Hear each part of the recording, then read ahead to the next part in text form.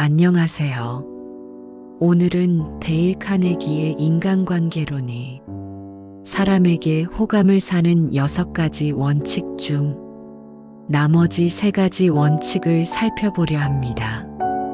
지난 편에서는 3가지 원칙을 함께 살펴보았습니다. 3가지 원칙은 다음과 같았습니다. 진심으로 관심을 가져라. 미소 지어라. 이름을 기억하라.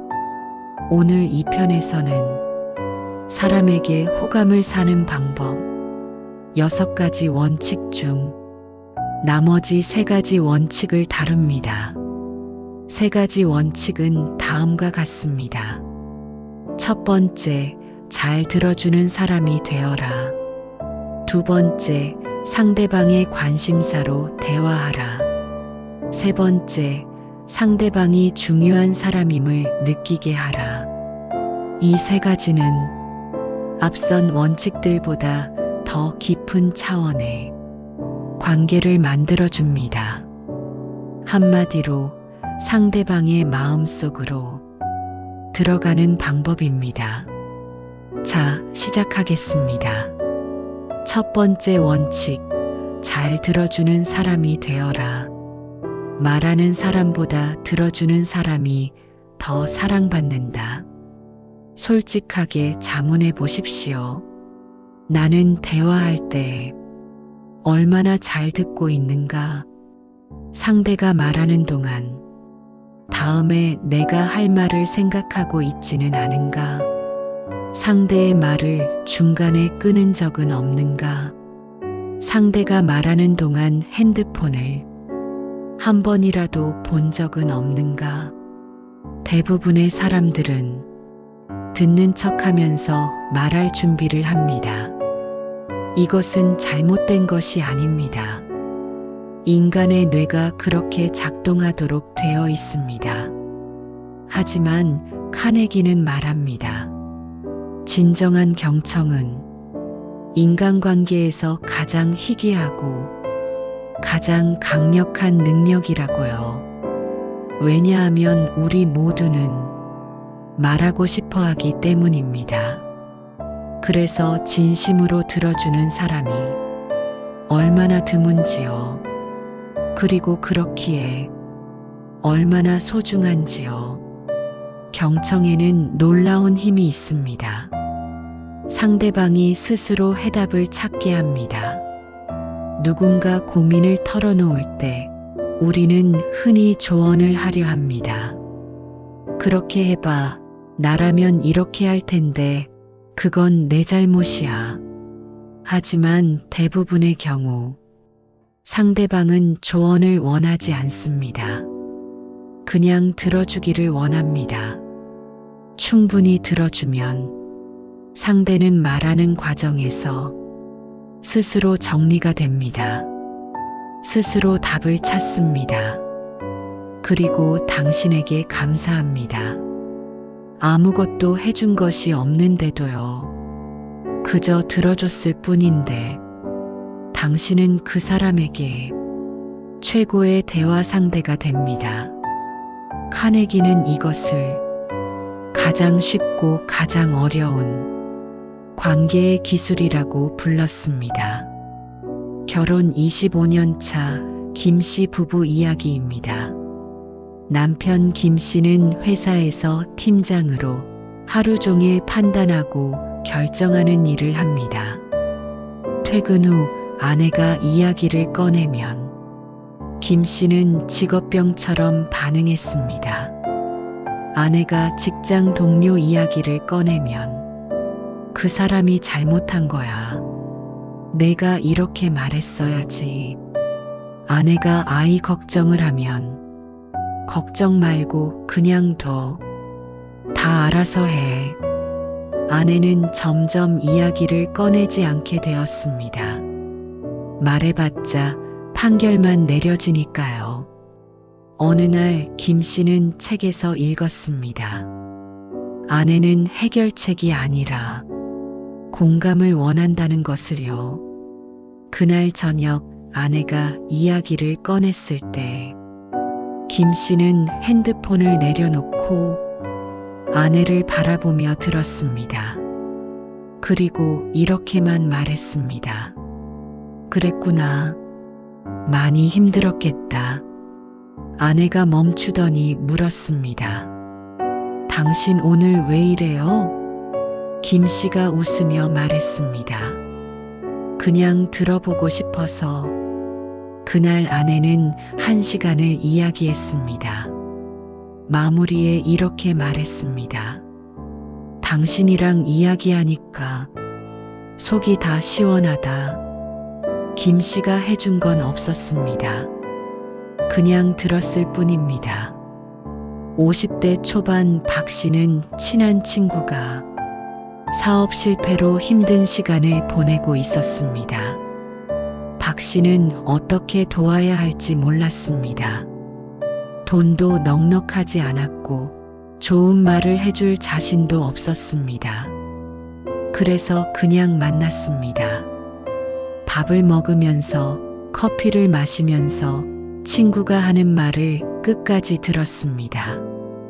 중간에 말을 자르지 않았습니다. 판단하지 않았습니다. 그냥 고개를 끄덕이며 들었습니다. 그렇구나. 그래서 어떻게 됐어? 많이 힘들었겠다. 그 상황에서는 어쩔 수 없었겠다. 한 달 뒤 친구가 말했습니다. 내가 없었으면 버티지 못했을 거야. 박 씨는 당혹스러웠습니다. 나는 아무것도 해준 게 없는데. 친구가 말했습니다. 아니야. 내가 들어줬잖아. 그게 전부였어. 경청은 때로는 어떤 도움보다도 더 큰 힘이 됩니다. 40대 후반 팀장 이 씨는 팀 회의 방식을 바꿨습니다. 예전에는 자신이 방향을 정하고 팀원들에게 설명하는 방식이었습니다. 바꾼 방식은 이것이었습니다. 먼저 팀원들 각자에게 물었습니다. 이번 프로젝트에서 가장 걱정되는 게 뭐예요? 그리고 끝까지 들었습니다. 중간에 끊지 않았습니다. 틀린 말이어도 일단 들었습니다. 팀원들이 달라지기 시작했습니다. 회의에서 더 많이 이야기했고 더 적극적으로 아이디어를 냈습니다. 왜일까요?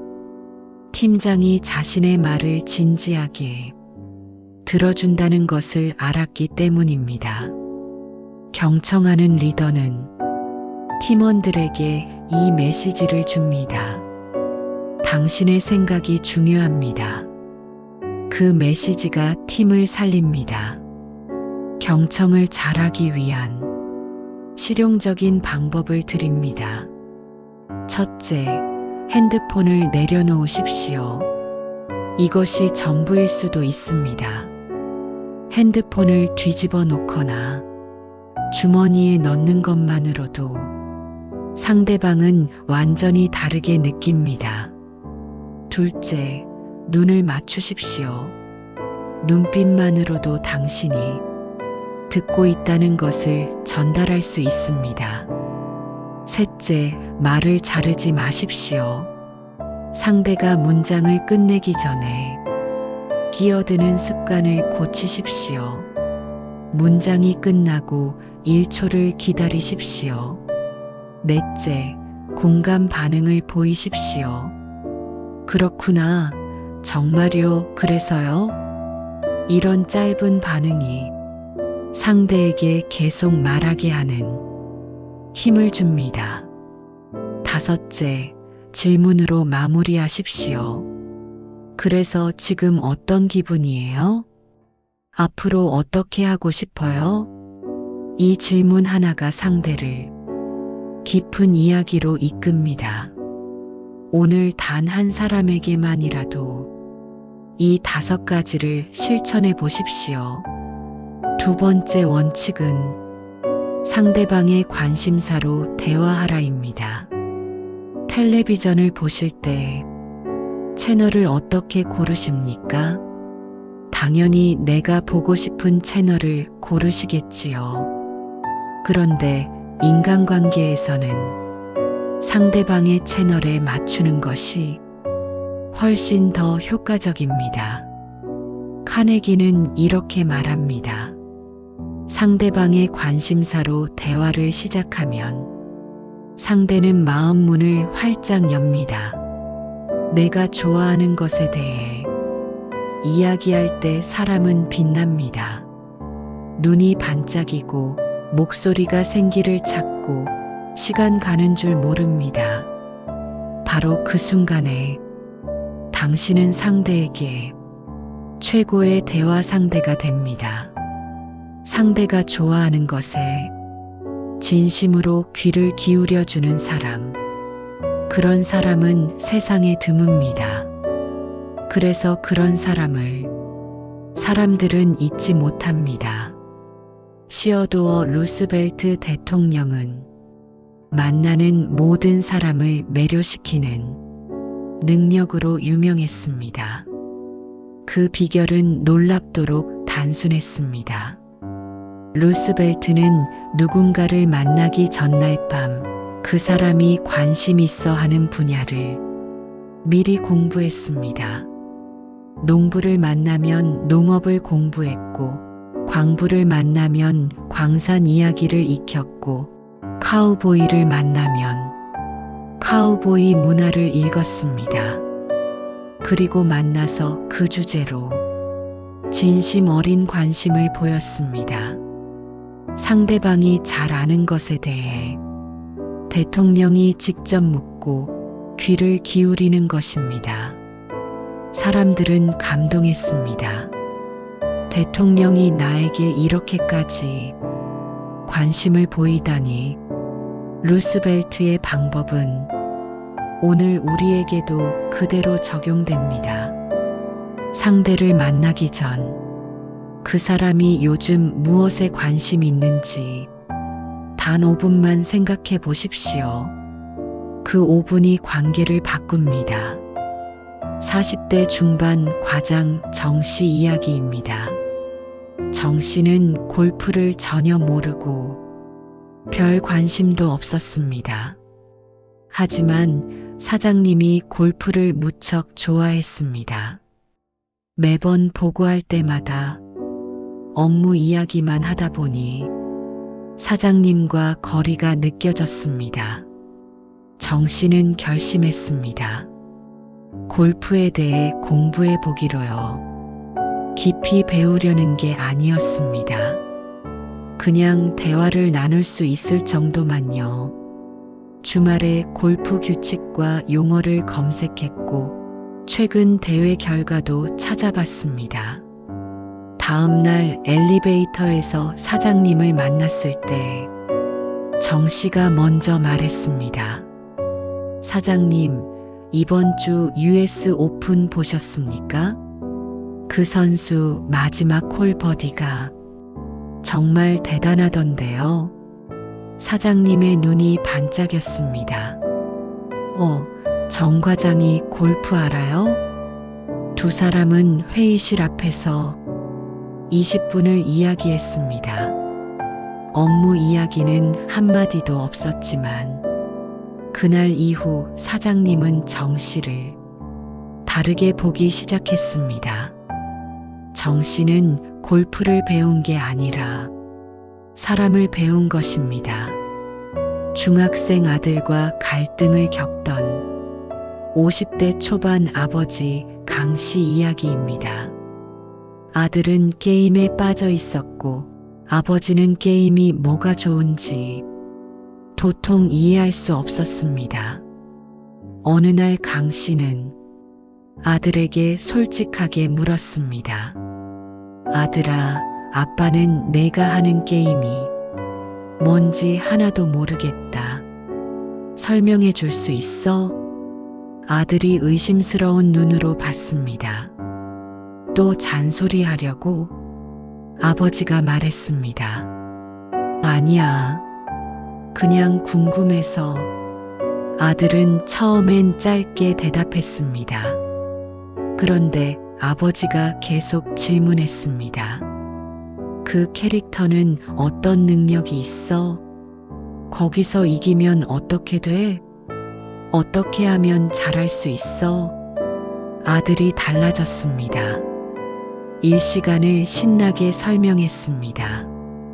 그날 이후 부자 사이에 대화가 생겼습니다. 아버지가 게임을 좋아하게 된 게 아니라 아들의 세계에 관심을 가졌기 때문입니다. 상대의 관심사로 들어가면 닫혔던 문이 열립니다.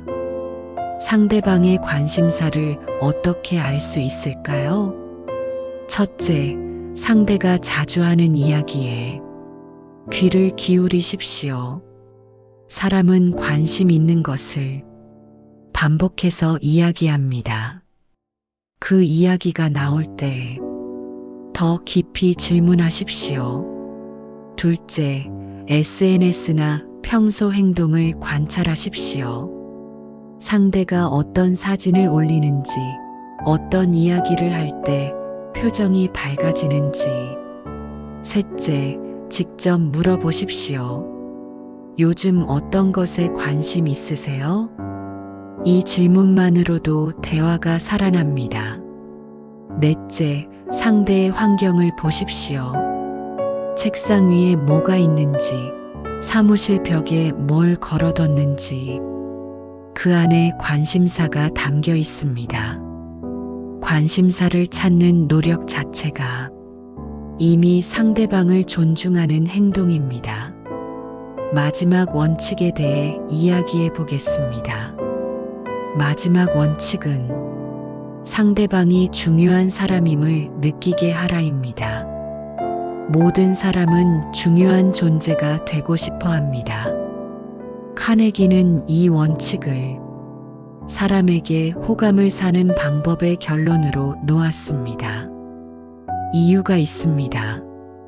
이것이 인간의 가장 깊은 욕구이기 때문입니다.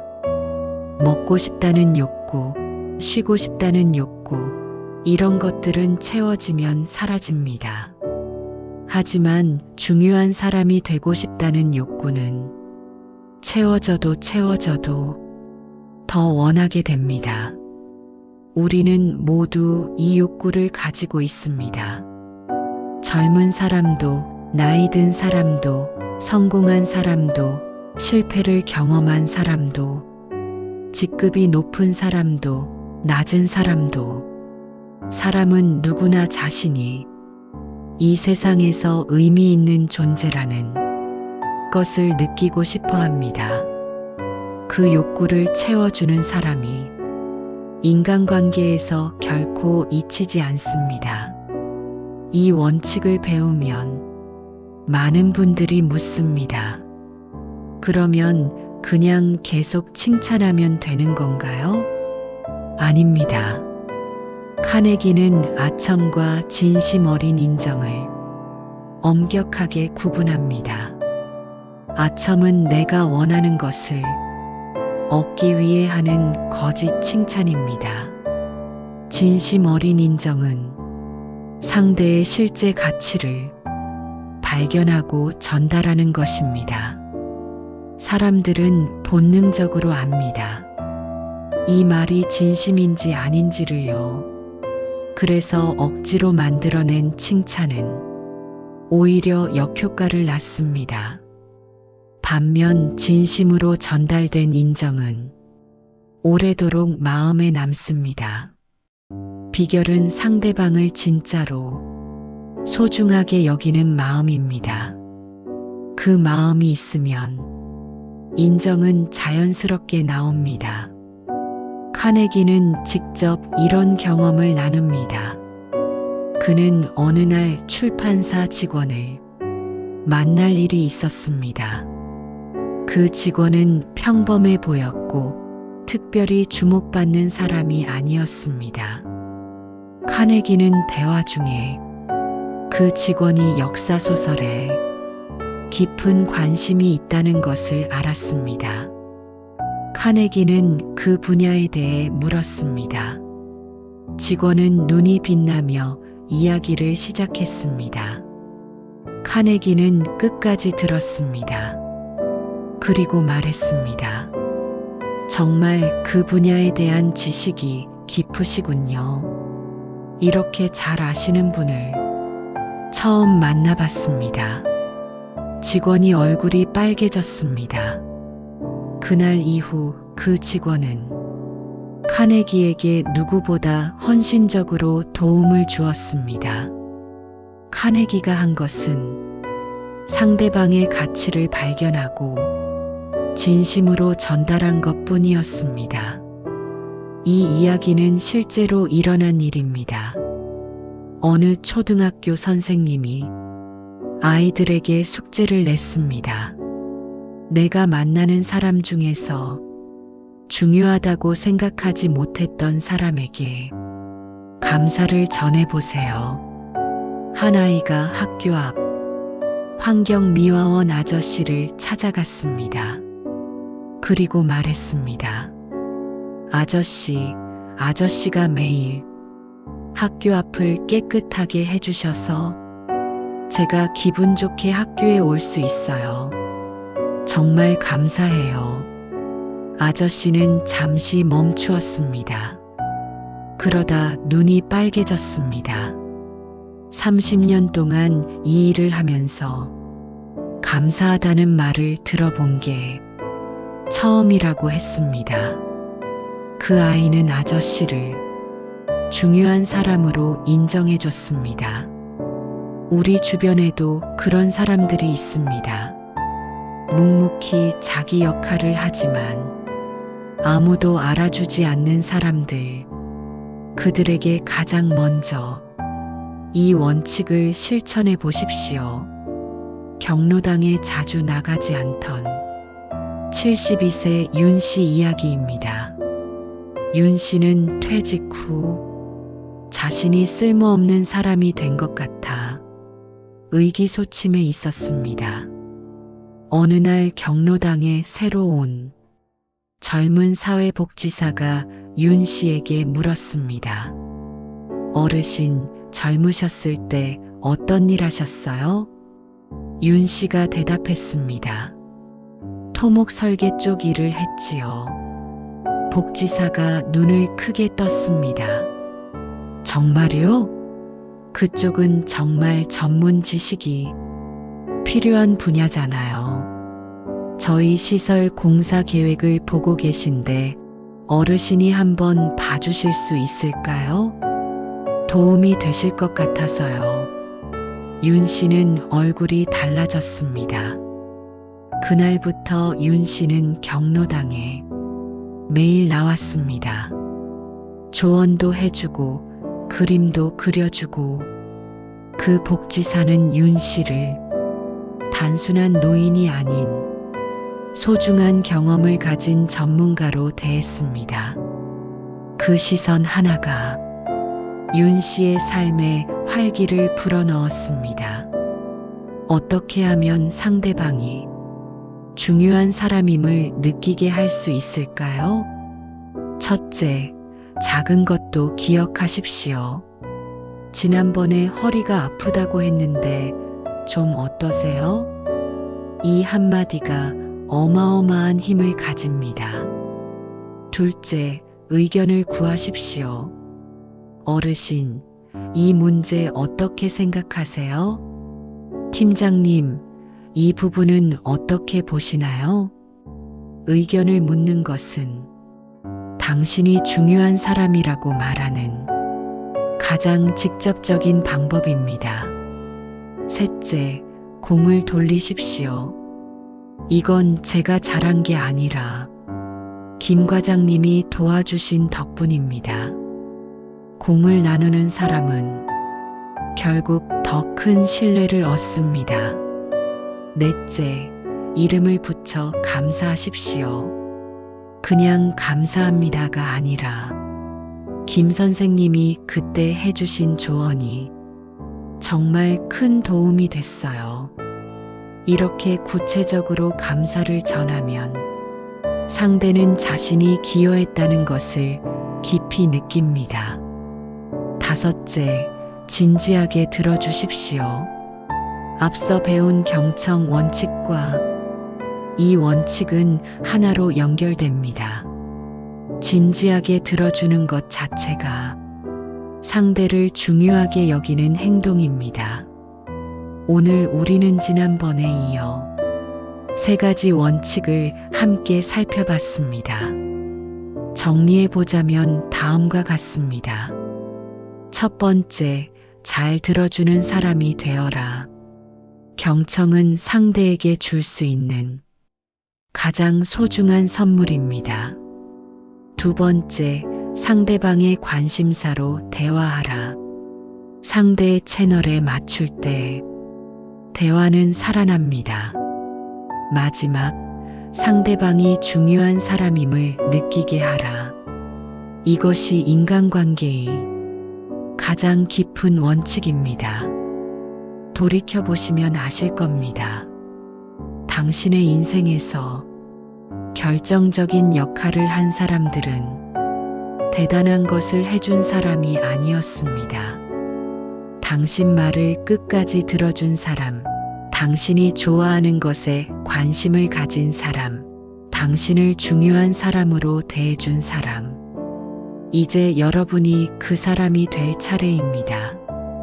오늘 이 오디오북을 듣고 단 한 가지만 실천해 보십시오.